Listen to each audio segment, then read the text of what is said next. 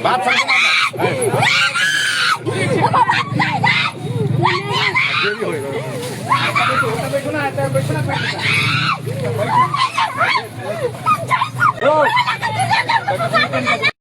मधुबनी जिले के अरेर थाना क्षेत्र अंतर्गत जयनगर दरभंगा एनएच पर कपसिया के समीप मिट्टी लदे हाईवा ने बाइक सवार दो भाइयों को कुचल दिया।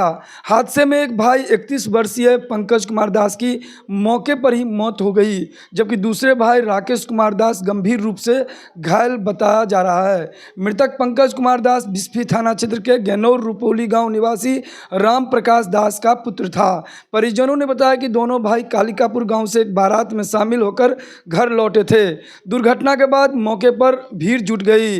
भाग रहे हाईवा को रहिका पुलिस ने मौके पर जब्त कर गिरफ्तार कर लिया। इधर मौत की खबर मिलते ही मृतक के परिजनों में कोहराम मच गया। मृतक की पत्नी शांति देवी का रो रो कर बुरा हाल है।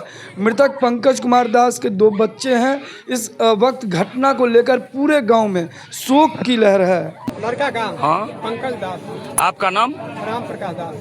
घर कहाँ हुआ? गैनौर थाना? बिस्फी। 6 भाई। 6 भाई। कैमा भाई था? ये है दूसरा नंबर। दूसरा नंबर का है। बाराती गया था सर, अभी केलकापुर से आ रहा।